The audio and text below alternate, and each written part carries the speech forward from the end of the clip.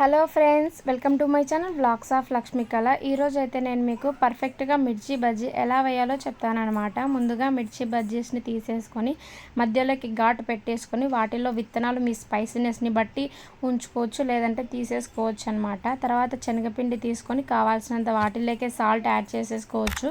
కొంచెం ఉంటే జీలకర్ర, వాము, కొంచెం కారము, మీ స్పైస్ ఎలా ఉంటే అలా యాడ్ చేసుకోవచ్చు అనమాట. కొంచెం కాచిన నూనె వేసుకుంటే బజ్జీలు అనేవి పర్ఫెక్ట్గా వస్తాయన్నమాట.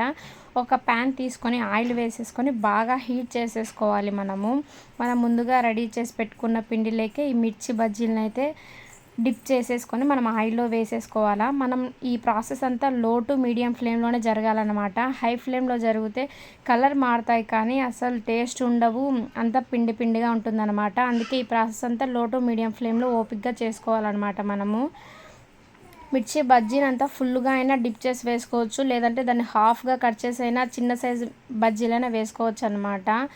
అది మీ ఇష్టము. నేనైతే హాఫ్గా చేసి వేసాను, మా వాళ్ళకి ఇలా అంటేనే ఇష్టంగా కాబట్టి.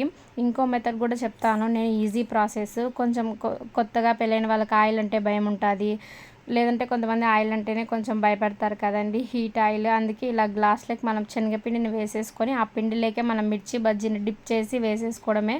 ఇది కూడా చాలా ఈజీ ప్రాసెస్ అన్నమాట. ఒక 5 మినిట్స్లో అయిపోతుంది దానికంటే ఇది. ఎందుకంటే గ్లాస్లో పిండి నిండా తీసేసుకొని డిప్ చేసుకొని వేసుకోవడమే కదా.